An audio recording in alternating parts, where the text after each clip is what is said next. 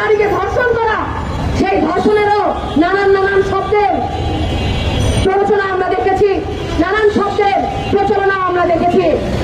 কখনো কোথাও কেউ বলছে সেই নারীর চরিত্র নিয়ে কথা বলছে, কখনো কোথাও বলছে তার পরকীয়া আসক্তি ছিলেন, কখনো আরো অনেক ধরনের গল্প ঘটনার উল্লেখ করা হচ্ছে। এমনকি যে ব্যক্তি ধর্ষণ করেছেন সেই ধর্ষণ নিয়েও নানান ধরনের শেল্টারের আলাপ করা হচ্ছে। কেউ বলছে সে আওয়ামী লীগ করতো, সে কেউ বলছে সে বিএনপি করতো, কেউ আরো নিজের মন মতো অনেক গল্প বলছেন।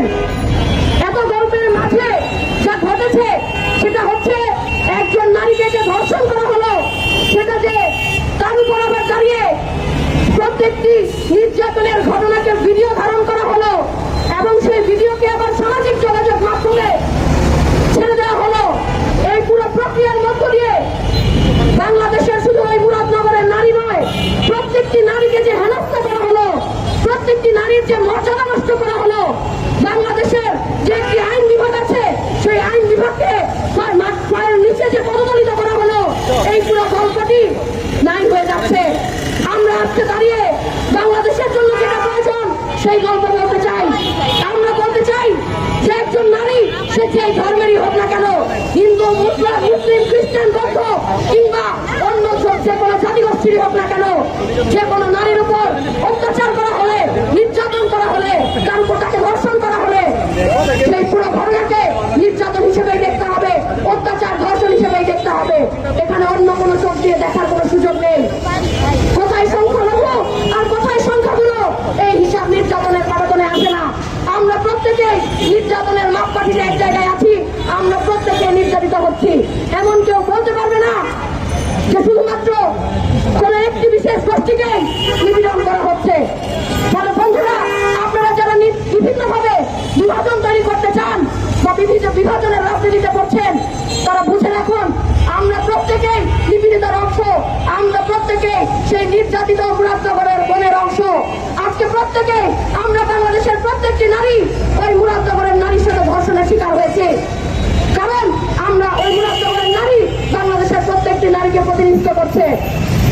আমরা বলছি যে এমন একটি আমরা জানি যে বাংলাদেশের সাইবার অ্যাক্ট নামে একটি আইন প্রচলিত আছে, কিন্তু যখন একটি নারীকে নির্যাতন করে, তাকে বিভৎস করে, তার ভিডিও ধারণ করে সামাজিক যোগাযোগ মাধ্যমে ছেড়ে দেওয়া হয়, সেই আইনের কোনো কার্যকারিতা আমরা দেখি না। কারা করেছে, কেন করেছে তার ব্যাখ্যা আমরা জানতে পারি না। গত 2 দিনের সামাজিক যোগাযোগ মাধ্যমের চাপে যখন প্রচুর মানুষ এটা নিয়ে কথা বলছে, তখন কুমিল্লার প্রশাসন থেকে বলা হয়েছে আমরা তা খতিয়ে দেখছি, আমরা অপরাধীকে ধরার চেষ্টা করছি।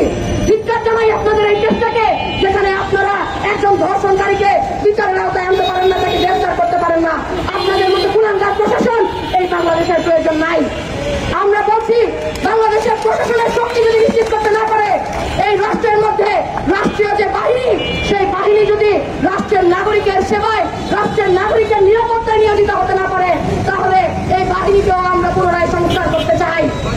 আমরা এমন অধম, এমন নির্লজ্জ, এমন কুলাঙ্গার বাহিনী বাংলাদেশের মানুষের নিরাপত্তা দিতে পারবে না। ফলে অনতিবিলম্বে যে পুলিশ, যে প্রশাসন বাহিনী বলছেন যে তারা এখনো ধরতে পারছেন না, তাদেরকেও জবাবদিহিতার আওতায় আনা হোক। কেন তারা একজন ধর্ষণকারীকে এখনো পর্যন্ত গ্রেফতার করতে পারলেন না? আমরা স্পষ্ট বলছি যে ধর্ষক যাই হোক না কেন, তার পেছনে যত বড় রাজনৈতিক আশ্রয় থাকুক না কেন, ধর্ষককে এই বাংলাদেশের মাটিতে একটি নামেই সম্বোধন করতে হবে, তার নাম হবে ধর্ষক।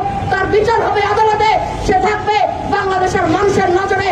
বাংলাদেশের মানুষ তাদের বিচার নিশ্চিত করবে। বাংলাদেশের আদালত, বাংলাদেশের আইন এই বাংলাদেশের প্রত্যেকটি নারীকে নিরাপত্তা দিবে, তাদের প্রত্যেকের মর্যাদা রক্ষায় কাজ করবে। বন্ধুরা, আলোচনা খুব দীর্ঘায়িত করার সুযোগ নেই।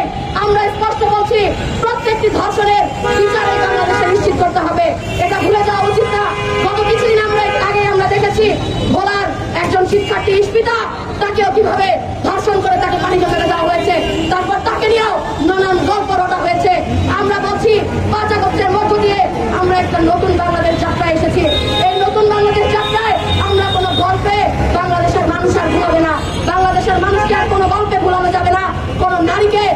কোনো নারীকে ভিকটিম ব্রেইনিং এর মধ্য দিয়ে কোনো অপরাধীকে আর ছেড়ে দেওয়া যাবে না।